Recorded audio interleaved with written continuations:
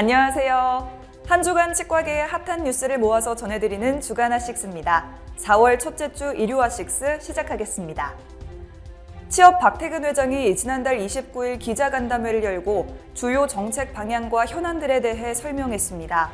박 회장은 여러 가지 법정 의무 교육과 진단용 방사선 안전관리 책임자 교육 등에 대해 강력하게 대처할 것이라고 전하며 과잉 행정을 줄이기 위한 특단의 대책을 예고했습니다.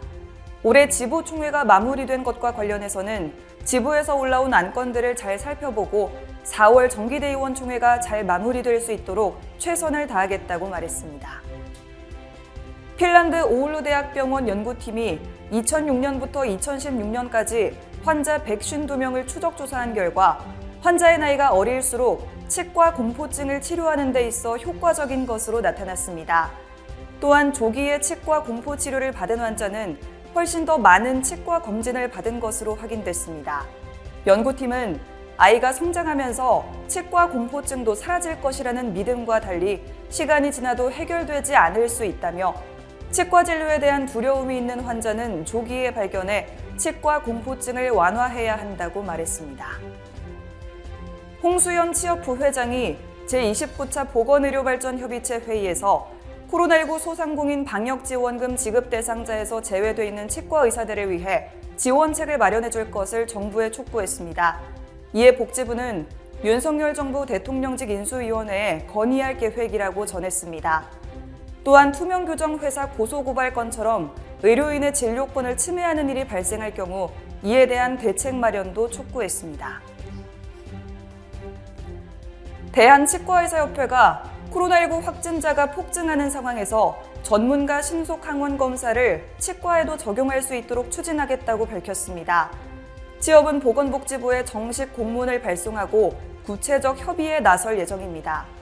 취업은 공문을 통해 코로나19 감염 확산 차단을 위해 일본 등 해외에서는 치과의사 검체 채취와 진단을 항시적으로 허용하고 있다고 설명하며 치과병의원의 신속 항원 검사 권한 부여와 급여 청구를 요청했습니다.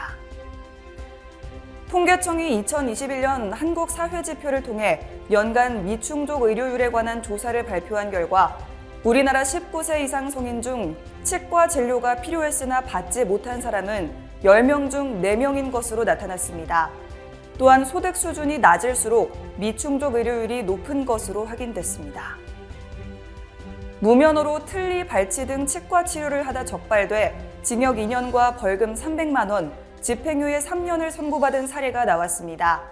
부산지방법원은 보건범죄 단속에 관한 특별조치법 위반으로 기소된 A씨에게 이 같은 판결을 내렸습니다. 재판부는 A씨는 동종범죄로 처벌받은 전력이 있어 책임이 무겁지만 일부 치료를 받은 사람들이 A씨의 선처를 바라고 있고 자신의 잘못을 반성하고 있는 점을 고려했다고 밝혔습니다. 대놀뉴스는 치과인 여러분의 제보를 기다립니다. 경조사, 인사동정, 봉사활동, 각종 행사 소식 등 치과계에 공유할 어떤 소식도 좋습니다. 화면에 보이는 이메일이나 전화로 제보해 주시면 대놀뉴스에 반영 가능하고 우수 제보자에겐 소정의 상품도 드리겠습니다. 이상으로 대놀뉴스를 마칩니다. 고맙습니다. 곰탕은 8,000원. 특곰탕은 10,000원? 특곰탕은 뭐가 다른겨? 뭐가 달라서 다르겠쥬. 임플란트 하면 좋은겨? 뭐가 달라도 다르겠죠. 오스템 임플란트.